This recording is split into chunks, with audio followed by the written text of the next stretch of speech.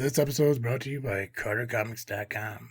It's your one-stop shop for all your comic needs, whether it be graded or raw. Carter Comics has got it all. All you gotta do is go to CarterComics.com, fill your card up with all their amazing comics. Use the discount code FREAKNET, FREAKNET. Save you 10% at checkout. Not only on their website, but also at their eBay account. And the link to eBay can be found on their homepage at CarterComics.com. Again, CarterComics.com is your one-stop shop for all comic needs.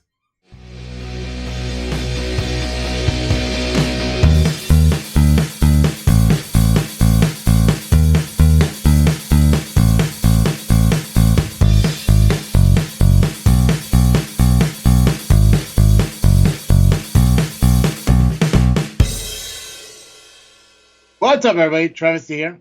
And Cartoon Joe. And welcome back to another episode of this freaking show. It is the weekly podcast with a little bit of something and a whole lot of nothing. And I could probably say weekly podcast, even though we haven't been here since August. Yeah. I got nothing. I got nothing funny to say about that. We've been gone. That's just what it is. Yeah, life's been busy. Life has been busy. I don't know what it is about September, but it always seems like September gets like away from like people, just people in general. Well, everything is starting again. It's school's back in session, fall clubs and things that go dead for the summer. A lot of churches take summer breaks. Do they really? Yeah. Not full breaks. I mean, they still have church on Sundays usually, but they'll like their programming and stuff for the summer will go away because people are gone on vacations. I thought usually summer is where they do like the Bible studies and all that shit. Yeah, they do like vacation Bible school, but that's about it. Like maybe 2 weeks out of the whole summer. I guess that makes sense. Yeah, I don't know. It's just, yeah. It's not like we planned on not being around. Like, I know we kept planning it, but I don't know. It's like we were talking before we started recording. Like, sometimes you just get burnt out. Yep. You know, and I love doing the show. Like, I don't see myself ever stop wanting to do the show.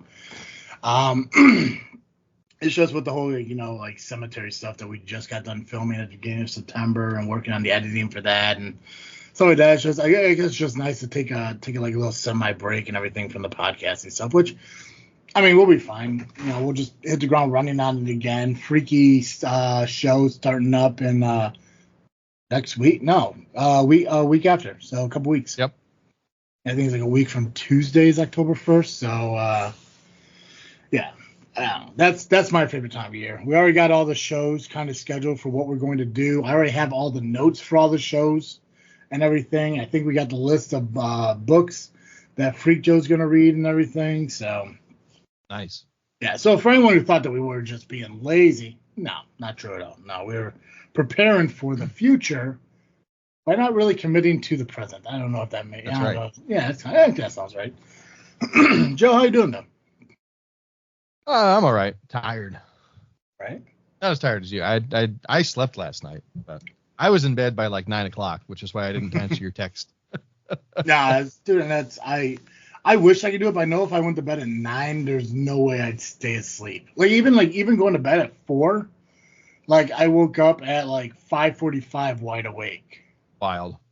And it's like, and it sucks because I haven't used my CPAP machine in the last few days, just because I took a vacation day on Friday from work, and I was playing the online Grand Theft Auto game Thursday night, so I went to bed like 12, 1 o'clock. It's like, do I really want to put this machine together and all this shit right now just for 5 hours of sleep? Like, not really. Fuck, I'm just going to go to bed. And then last night again, like, am I really going to put this machine together for 3 hours? Like, no, forget it. So I didn't sleep bad, though. I mean, I slept pretty well, but obviously this morning when the alarm going off, I'm just like, I'm going to snooze it because I know I'm not going to get on with Joe until like 8:15 because coffee is coffee and he fucking still does it like they do in like medieval times where like they grind it like a pencil sharpener or some goofy shit. And it's like, yeah, I got time, you know, fucking like, yeah. So, like, you know what's really aggravating about that though is that I made my pot of coffee and then I left it up there, and so now I'm at the mercy of my wife to bring it down to me. Yeah. Well, God forbid. God forbid. I have a cup of coffee that I'm like 80% sure that the creamer in it's expired, so I cannot drink it. And I have no one to bring me a fresh cup. So thanks for rubbing that into my face. You're welcome. You and your 9 years of marriage. 9 years, right? Yeah. 10 years the next year. Yeah. Yep. So that's awesome. How do you know your creamer is bad? Did you just read the expiration date, or does it smell bad and taste wrong? It's clumpy. Oh yeah, that's gross. But see, here's my thing though. And like, I'm not sure if it's clumpy because maybe the coffee was too hot when I poured the creamer into it, because the creamer's cold. It's inside the fridge. Mm-hmm. So I'm not quite sure because it didn't come out clumpy, if that makes sense. I tasted it, I smelled it, it wasn't bad. So maybe it's not. Maybe it's just, and also because obviously I fucking went on Google because that's what I do, where it's like, why is my creamer clumpy in my coffee? And obviously one of the things is, it's expired. Right, yeah. Another thing is like the coffee's too hot, curdles the creamer. Interesting. I've never heard of that. Yeah, another thing is like the acidity level could cause it to curdle. And I don't know what's going on as far as Keurigs in my household. Mm-hmm. The coffee always comes out tasting weird. And again, I don't know if that's maybe just me, like maybe just the coffee tastes weird to me because of a flare up with COVID 3 years ago. That maybe it's like, oh well, maybe I did have COVID, and maybe my taste did change all because of it or whatever. I don't know. Like I said, like the creamer didn't smell bad. It's not all curdles, just like small little parts of it. I just fuck it, whatever. Weird. Yeah, it's not bad. It's fine. I'm drinking it. It's cool. Okay. Good. Worst case scenario, what happens? I get sick and I can't go work my wrestling show tonight. It's fine. Yeah. I'm drinking it. I don't care. It's rarely I have coffee, and I want coffee this morning. That's it. Nice. That's it. I'm so fucking annoyed with the fact that I want something and then something gets in the way. Like Word. Potential fucking. Anyways, it doesn't matter. I'm not. I refuse to go off onto that fucking tangent. I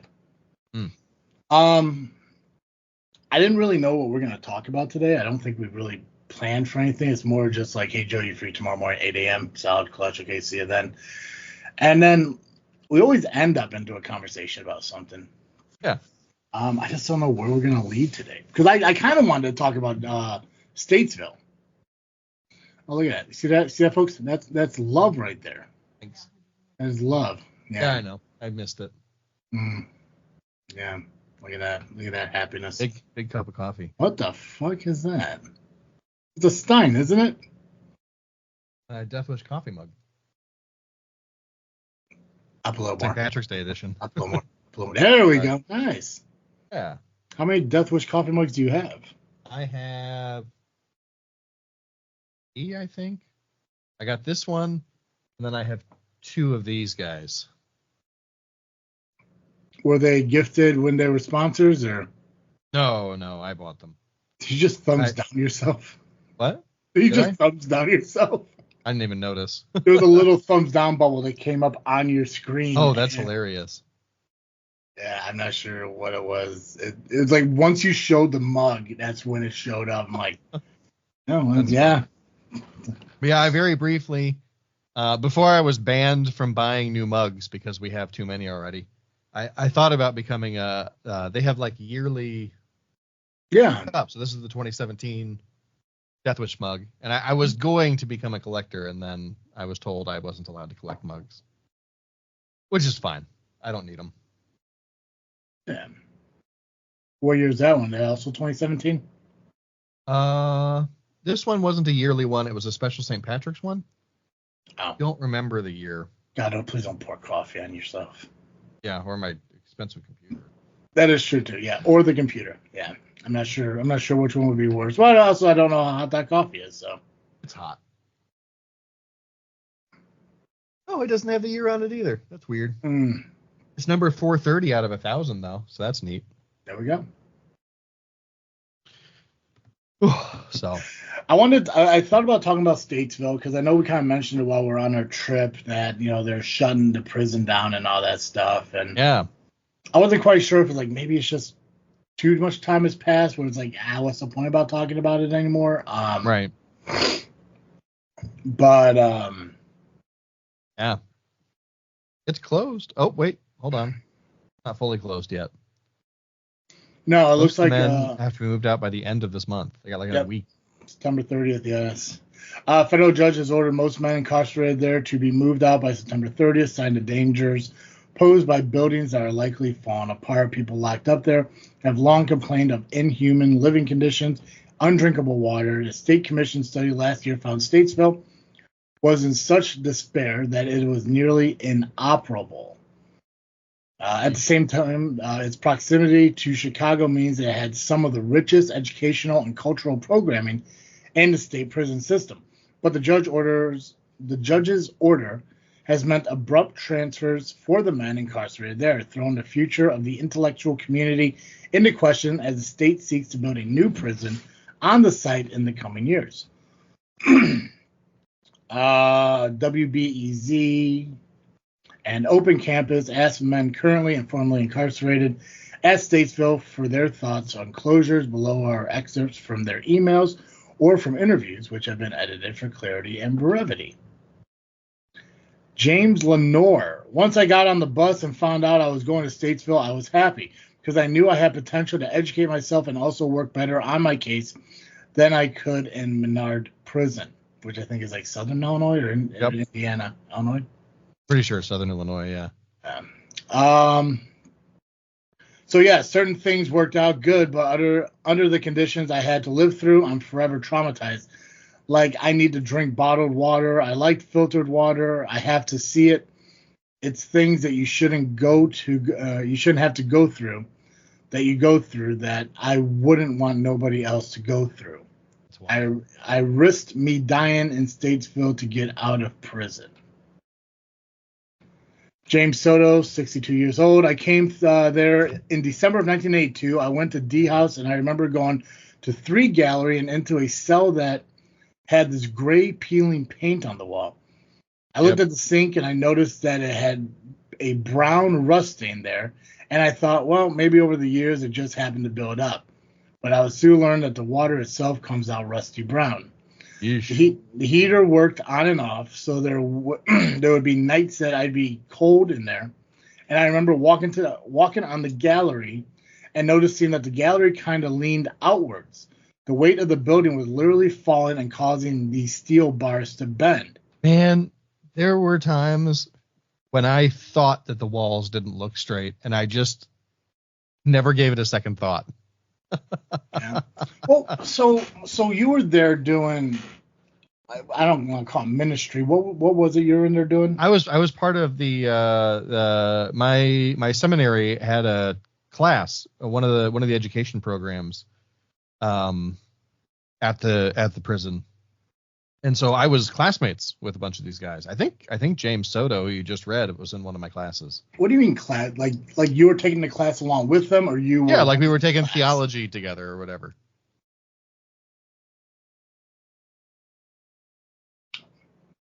How does that happen?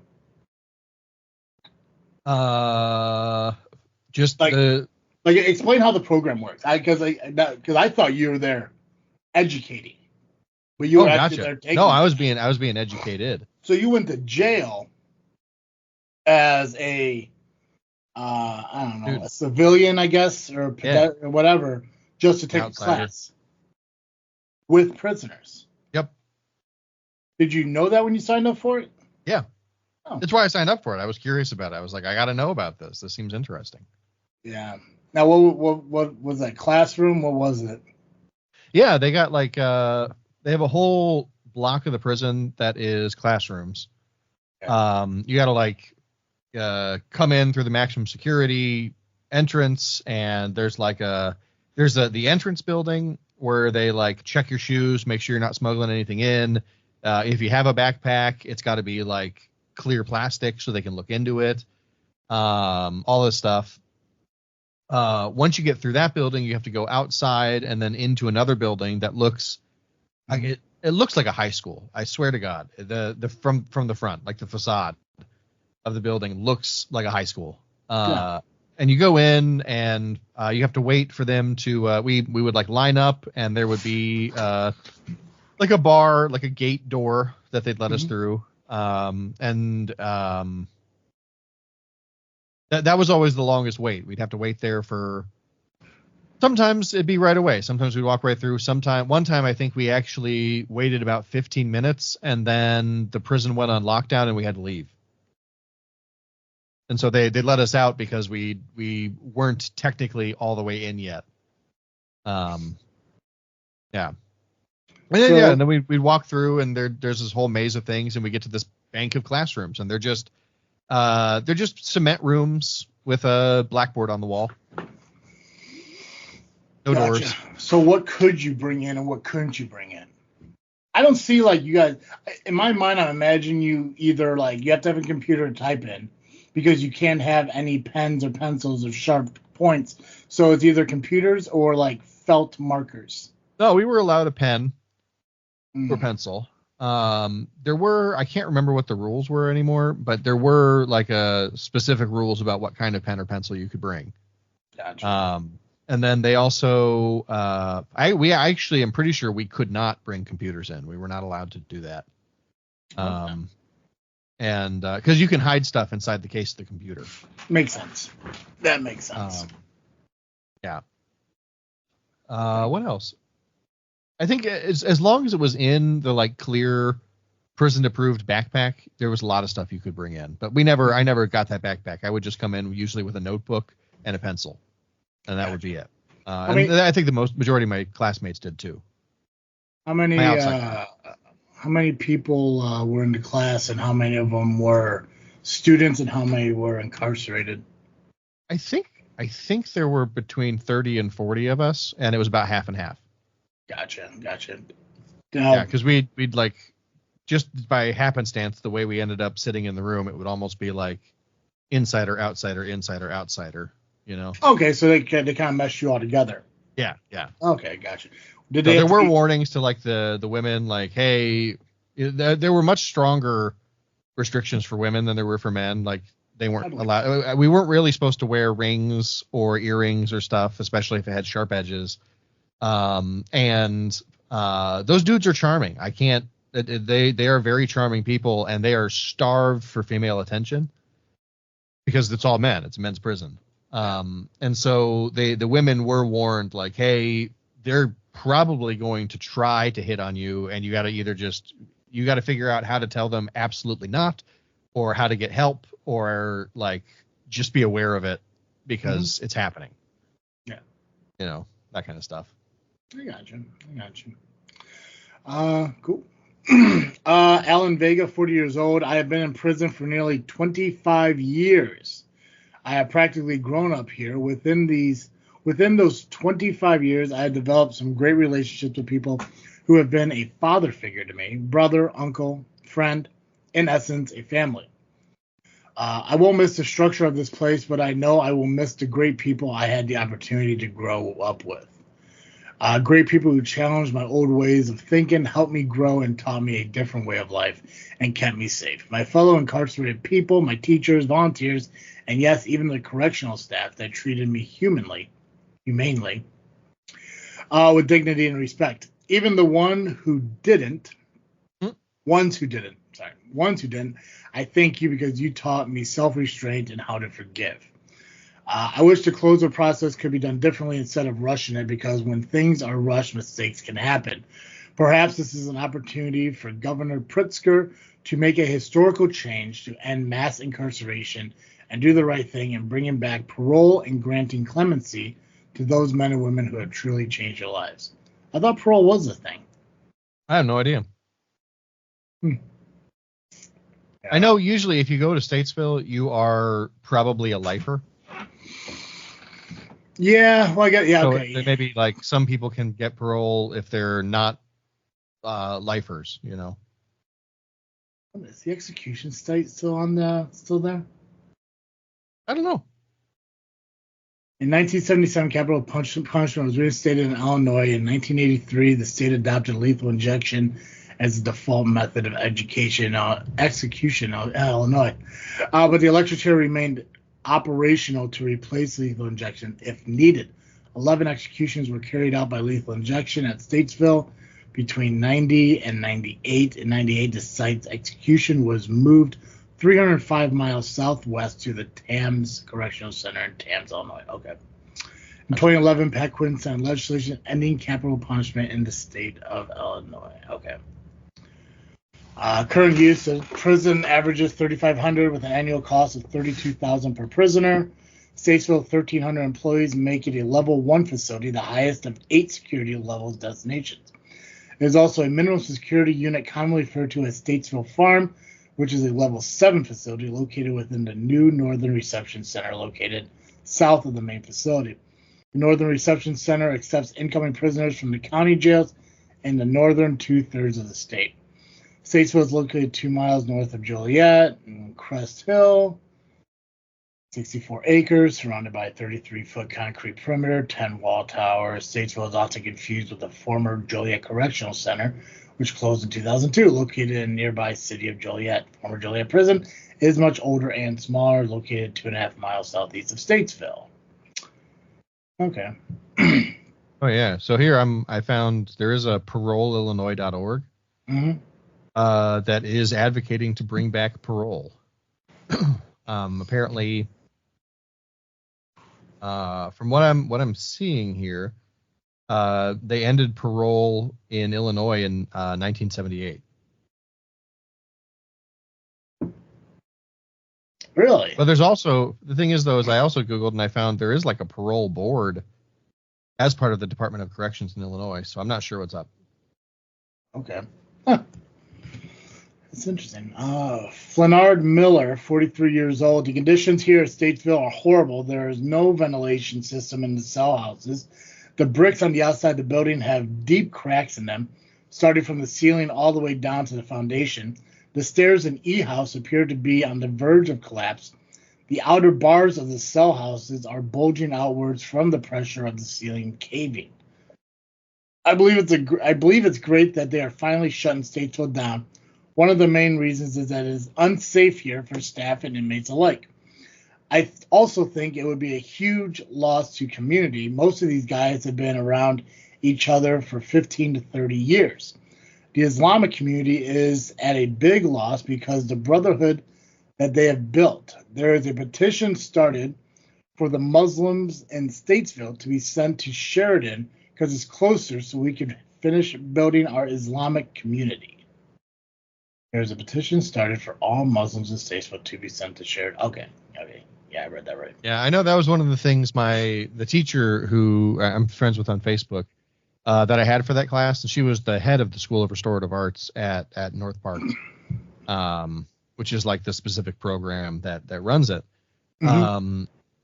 She was saying that there was a petition to try and get like groups of communities sent together because they, from what I understand, they basically, because it's such a rush process, they kind of just like divvied people up and sent them wherever. Yeah. Which is a bummer, but also, it's tough, right? Like, of course, we're not going to have policies that keep friend groups together from prison. It's like you're not there to make friends. Yeah. From the perspective of the people doing this. But. No, it was like the guy said, like, when you rush things, you make mistakes. I can understand, like groups, wanting to be together and stuff like that, but I think, I don't know where everyone's going. I'm sure if I deep dive into the internet far enough, I can figure out, which prisons are going, because over 4,000 prisoners need to go somewhere, Right. So, and I'm assuming they're not all going to be still in state. They're probably going to be sent off, other places. So, and maybe it's only like a select number. I don't know how many, members are in this Islamic community in the prison, but if there's like 45 of them and 38 of them only one place is taking 38, it sucks, but it's like you can't overpopulate another prison just by sending more people over there so they can all kind of be together, right. I didn't get to pick my. You? Ooh. Start a cascading series of lawsuits that ends the prison industrial complex. Stanley Howard, 61. This guy looks familiar to me. I don't think I know him because it doesn't say that he was part of one of the school programs, but Stanley Howard? his name is really familiar to me. Yeah. Stanley Howard said he was tortured by Chicago police into confessing to a murder he didn't commit. He spent 39 years in prison, was later pardoned for that crime. I was participating in this program with the University of Chicago, and the topic changed to the closing of Statesville. And this one young lady said, well, if they're closing Statesville down to build a new state-of-the-art prison, wouldn't you want them to be inside of the state-of-the-art prison instead of this rundown facility that they have? And my answer to that was, there's no such thing as a state-of-an-art doghouse, because the doghouse is still a doghouse. Why not spend the money going forward instead of backwards? Give a prison a chance to not being able to go to prison in the first place. I'm sorry. Give a person a chance of not being able to go to prison in the first place instead of always being punitive on the back end. I'm not quite. So is he saying like use the money for the community to prevent people from? Okay, that makes more sense. Okay. Yeah, because like a lot of I know I keep being struck by how much Stateville looked like my high school from the outside, and it's just like there's a reason for that. It's not just because that was the architecture style at the time. I don't think. I think part of it is there's a whole philosophical mindset that's sort of rooted in what rich people think human beings are like. Mm-hmm. And so, you may have heard of the school to prison pipeline. There are a lot of schools that have policies and ideas and ideals that make it harder for people to not end up incarcerated. If you have, there are, like black kids, for example, are often punished a lot more harshly than white kids. And so you might have a school resource officer that has no problem taking like a third grader and putting him on his ass. And then next thing you know, the kid's kicked out of school, and then it takes him a year to get back into school. And now he's 2 years behind his peers. And next thing you know, like why would he care about finishing school? What does it matter? I'm going to try and go get some work, and but they won't hire me because I got this record from my high school. I'm just going to steal or murder or whatever else. And it's just like, that's not good. Yeah. No, and if we just resourced people appropriately, hopefully we'd create a better outcome. Yeah. So, and part of the problem too is like, I don't know. I don't think Stateville is a private prison, but like you have private prisons in some states that will actually sue the state if they aren't arresting enough people and sending them to prison. When you say private, you mean like funded by corporations, not the state, right? Okay. Correct. Yeah, privately owned. Gotcha. As opposed to a public prison. Yeah. Yeah. Dude, the prison system's wild, and it's for that. I mean, that's one of the fucking reasons too. Is like you got companies, corporations who are funding, prisons and shit like that. Yeah. Yeah. Yeah. Well, it's super lucrative when you think about the 13th Amendment has that line in it. It abolished slavery except as punishment for a crime. And, so frankly, like being able to rent your slaves out is an extremely lucrative business model because labor is one of the highest costs of production. And so if you can just cut the cost of labor to food and housing, like you make a lot of money. It was, what the fuck did I hear a couple weeks ago? There was that speculation going around that I know nothing about Harris's career, so I'm not. Yeah. I'm not agreeing with it being true or not or whatever, but like there was an article out there that said like she kept people in prison for the labor. Yeah, with the was it? I was reading about this, but I can't remember it. Yeah, I mean, I'm assuming it's California, right? Because she was attorney in California. Yeah, she was the AG in California. So are prisoners being used outside of prisons for like labor purposes? Oh yeah. Because I thought in California they're used a lot for fighting fires. And what's crazy to me is like, you can't be a firefighter in the state of California with a felony record. And so a lot of these guys, they fight fires while they're in prison, and then they get out and they can't be a firefighter, even though they have all this experience fighting fires, which is just nuts to me. But yeah, there's like when one of the things that I wish was a bigger scandal when Clinton was president, really before that, when he was governor of Arkansas, like there's a whole group of prisoners from Arkansas who upkeep the governor's mansion. Mm-hmm. And so yeah, the prison leases them to the state to do that, to upkeep the mansion. There's Angola prison in Louisiana is notorious for renting their prisoners out to farmers. Really? You know, yeah, there are people who are in prison in Angola, and like Angola used to be a plantation. So there are people who are picking cotton in the same fields their great grandparents were picking cotton in, who are effectively enslaved just like their great grandparents. It's fucked up. But it's not. It doesn't resemble like Statesville though. It's like this is like one of those like lower level prisons kind of things you're talking about. I'm not sure. Angola. Yeah. I don't think it's the highest security prison, but it's not the lowest either. Well, I mean, like, so have you ever seen the movie? I think it's called Life, as Martin Lawrence and Eddie Murphy in it. Mm-mm. So it's based in, I want to say. Oh, it is maximum security. Interesting. Anyway, go on. Yeah, just Louisiana State Prison. I can't remember what it was based in. It was either like late 1800s or really early 1900s. But it was basically like, you know, they are accused of a crime. You know, they're two black men. I think they're in New Orleans. I haven't seen the movie in a while, but I know it's on some streaming app, and I'm probably gonna watch it probably tomorrow now that I'm thinking about it, because it is a great movie. But it's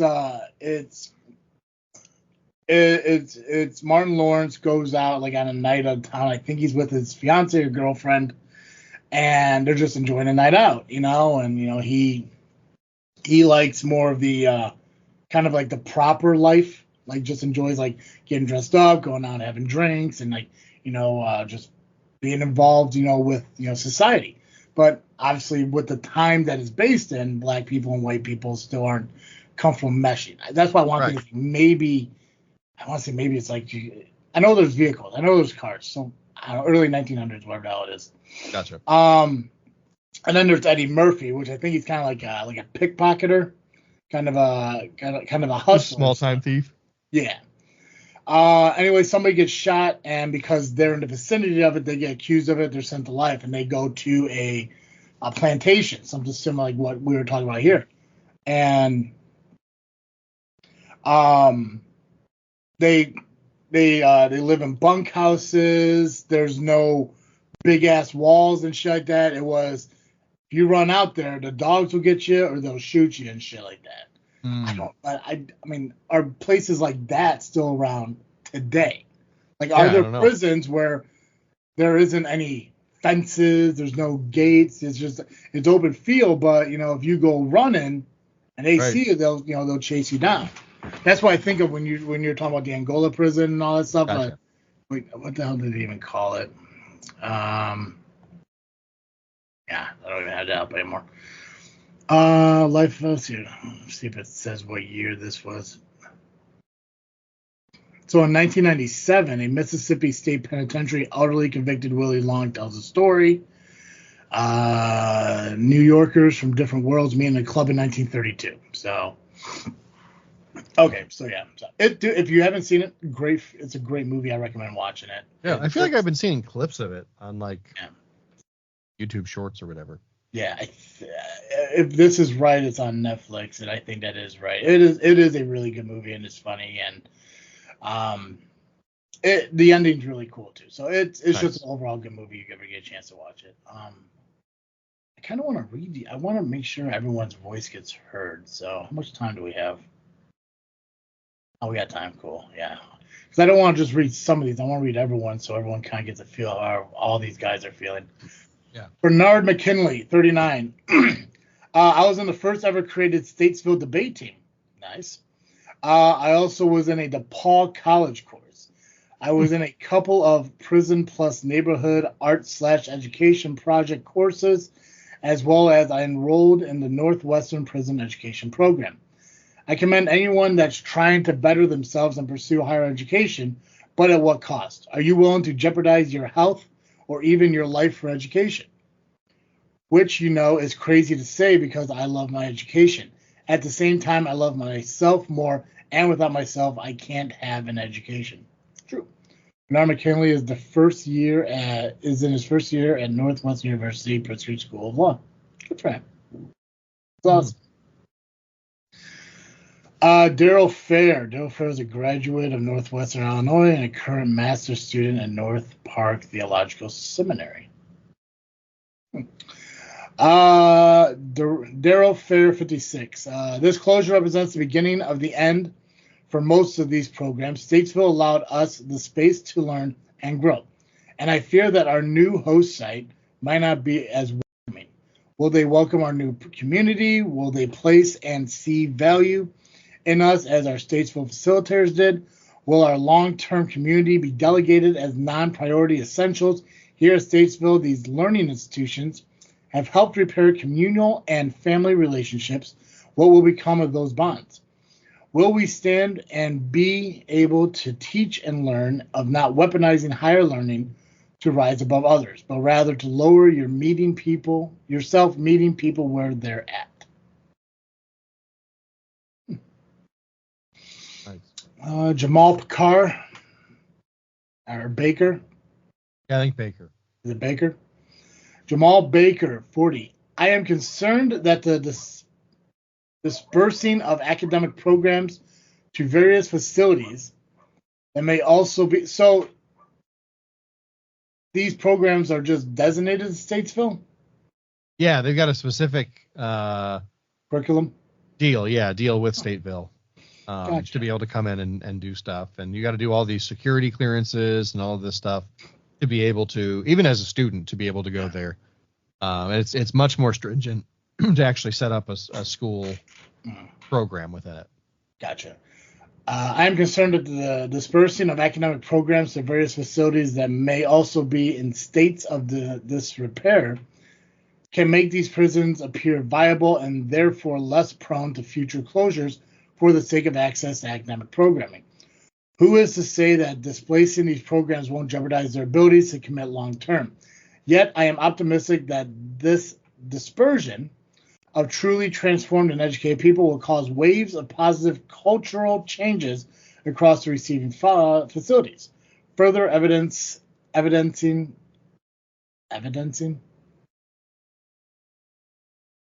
the need to robust programming access. Yeah.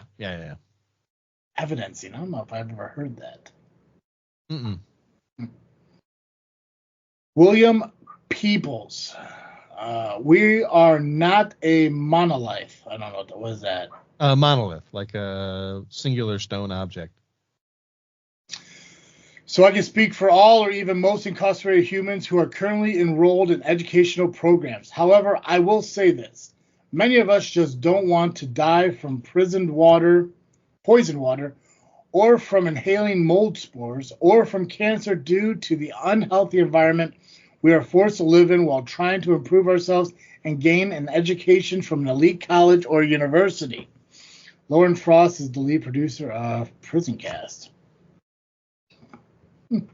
Cool. Okay. Yeah. So, I mean, they're going to know better than me on the conditions of their prisons, but I haven't heard good things about Statesville ever. Yeah. I mean, it's a prison. I wasn't expecting anything. Oh, no, I'm thinking Joliet. I think in Joliet Prison. I've heard good things about Joliet Prison, but only like fourth hand, Mm-hmm. So, because Grandpa had a friend who liked to be arrested and sent to Joliet. So, yeah, because it was the only place he ever lived that had any stability. Three hots and a cot. He was happy. That's all he needed out of life. I hear people doing that shit all the time, like just committing a small crime, just have a place to stay. And it's unfortunate that that's an actual thing. Yeah.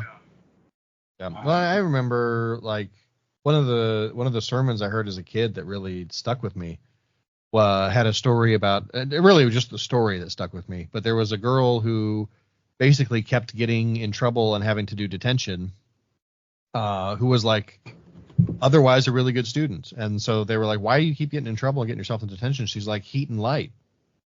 Mm-hmm. Like at home, our utilities are shut off. It's cold. Yeah. If I want to get my homework done, if I want to be in relative comfort, I want to be here after school every day.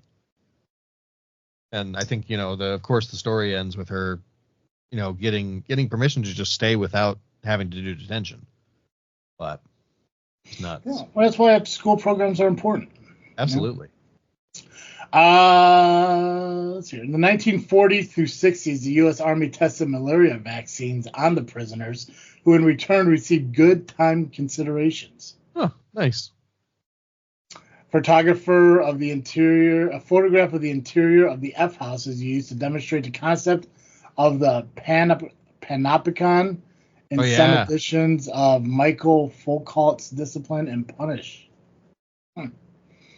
MSNBC created a documentary called Statesville Correctional Center Investigates Lockup. Prison riot footage and scenes of a prison warden rushing down a hallway and a herd of reporters in 1994 Natural Born Killers were filmed in vacant buildings at Statesville while most of the prison was still in use housing inmates. Actual inmates played extras during the riot scene with rubber knives and guns. After 3 weeks of shooting, the inmates caused an actual riot, and the remainder of the film was filmed elsewhere. The Roundhouse was featured in the main scenes. Nice. Characters on the ABC soap opera All My Children, One Life to Live, and General Hospital, and the CBS soap As the World Turns are occasionally sent to a fictional version of Statesville called Statesville to serve prison time. Similarly, in a fictional TV and movie universe, The Police Squad, characters are regularly sentenced to Statesville Prison. Statesville F House is featured prominently in Call Northside 777 as the location where Frank Wieck is held. The F House also appears in Bad Boys. The fictional alleged assassin of George W. Bush in the dramatic mockumentary Death of a President is incarcerated in Statesville Correctional Center. Let's see. John Wayne Gacy was murdered there. We got to talk about him in October. God, who else is any notable people I would know of? Michael Alfonso. He's featured on American Most Wanted. I Almost Got Away with It in Unsolved Mysteries. He was a 10 Most Wanted guy. He was convicted. Basil Banghart, convicted of the hoax kidnapping John Factors for 20 years for being declared innocent and freed. Floyd Cummins for 12 years of murder and later became noted professional boxer tied to a fight for Joe Frazier. Perpetrator of the Brown's Chicken Massacre, James DeRosky and Juan Luna.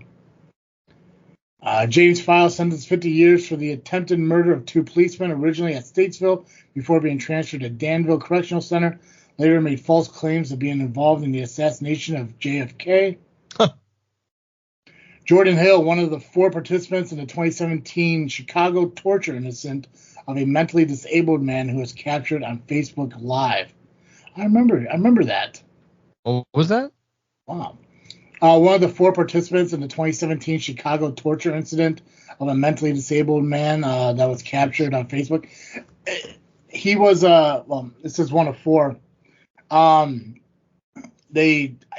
think I know they're saying man, but I think it was also a kid. But basically, they lured him into a house, and then on Facebook Live, they were like, well, they were torturing him. So, yeah. So December 2016, the victim, an 18-year-old mentally disabled male, was dropped off by his parents at the McDonald's in Streamwood, Illinois, where the victims wanted to meet Jordan Hill. One of the perpetrators. The victim knew Hill before the incident, as the two had attended the same school in Aurora. Considered him a friend. In January 2017, the victim's parents filed a report that he was missing. According to the police report, Hill had a stolen van which he passed off as his own when he picked up the victim on December 31st. Hill had the victim sleep in the van while he spent 3 nights visiting friends on the west side of Chicago. On January 3rd, Hill and Cooper drove the victim to the apartment of sister Brittany and Tanisha Covington, where the four tied and tortured the victim for hours. Brittany, the younger of the two, began a Facebook live stream broadcasting the attackers laughing as they bound, gagged, beat, and taunted the victim, cut out parts of his scalp with a knife, made him kiss the floor, forced him to drink from the toilet, made him scream, F white people, F Trump. One of the perpetrators contacted the victim's mother, demanded $300 for his return.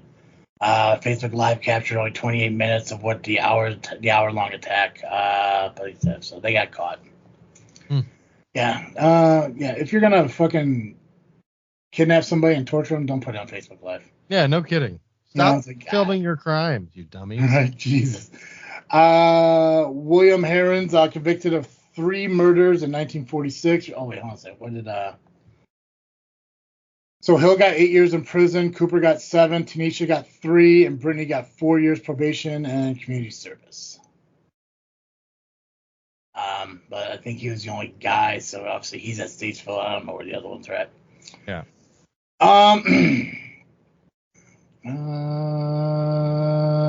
There 12 years of murder later noted. 50 years after murder. Facebook. There we go. William Herons, convicted of 3 murders in 46, referred to the media as the Lipstick Killer. Transferred to Vienna Correctional Facility in 75 and later Dixon.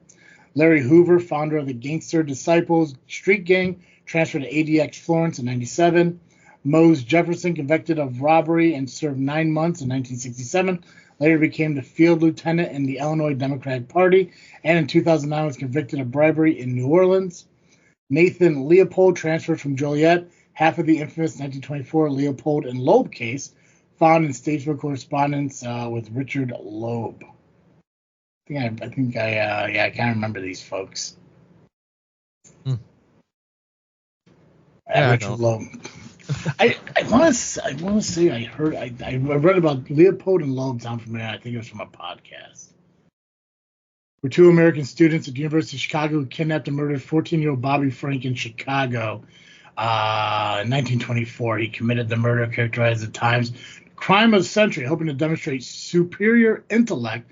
Oh yeah. So these guys were so smart they thought they could get away with murder. Okay, I do remember hearing about that. Classic. Yeah. Because I don't know what they did in school, but basically they're like they could commit the perfect crime, and they clearly did not. Par Madrowski, convicted first-degree murder of Dean Fawcett. Richard Speck, convicted of murdering 8 women. Edward Spritzer, convicted of his participation in the murder of an estimated 18 women at the hands of a satanic cult known as the Chicago Ripper Crew. He was formally given the death penalty in 1986. George Ryan granted him clemency in 2003. After 17 years on death row, his sentence was reduced to life in prison without the possibility of parole. So that dude's like in there still. Dang. Now see, it's guys like that. It's like, where do they go? I mean, yeah, I don't know. You gotta figure that out. Like which prison wants Edward Spritzer, a guy who was part of Chicago Ripper Crew, who apparently killed 18 women. Yeah, right. Roger Toohey, mob boss and bootlegger. Amos Yee, Singaporean blogger in prison for child pornography charges. Corey Gregory, one of the murderers of Adrian Reynolds. Okay, well, I didn't think we could do it, but we definitely talked about Statesville. Yeah, nice. So transporting people out, tearing it down, I guess rebuilding it, bringing people back. I actually don't know if they'll bring people back. I mean, I think they should. Yeah. I mean, why not? And the thing too, it's weird that they're saying that they're temporarily closing it. Like they're not temporarily closing it. They're shutting that shit down, tearing it down, and it's not like they're remodeling it. They're rebuilding it as they fucking should. Yeah. So now, why is it called Statesville? I don't know. I have to get into that some other time. Joe, what are you freaking thinking about? What am I freaking thinking about? Probably I've been making my way back through Archer. Well, there you that go. animated spy show. Good stuff. What about you? What are you freaking thinking about? I am also rewatching shows. I've been watching a lot of Netflix lately. Actually, I've been watching a lot of Peacock too. Heels is a old Stars show that basically it's about professional wrestling, independent wrestling and stuff. That they finally moved it over to Netflix. And depending on how good that's because there's only 2 seasons, it's 16 episodes, 8 episodes a season. Depending on the rewatch and how many people actually watch them, which I wish there was a way. I don't know if there's a way I can actually look and see how many people are actually watching it. But if it does well, then they might reboot the show. And I hope to God they do, because season 2 ended with the main character. I can't remember his name. Amel played Amel. Yeah. Yeah. Yak Spade. There you go. Yeah. The season ended with him not being able to feel his legs at the end of the match. So I really want to know what happens from that point. So I hope they reboot it, because it's awesome. When you love something and they can make a show about it, it's like, God, I really want to see more. I hate the fact there's only 8 episode seasons. I hate the fact there's only 2 seasons. But, I mean, people still raved about it. People wanted season 3 and stuff. So hopefully they do. Yeah. Nice. I think it's pretty cool. So, yeah. Yeah, sounds awesome. Hey, Joe. Yeah. Every week our listeners catch Cartoon Joe here on this freaking show. But, well, sometimes an hour of Cartoon Joe just isn't enough for our listeners so every week. So if our listeners need more Cartoon Joe, where can they go?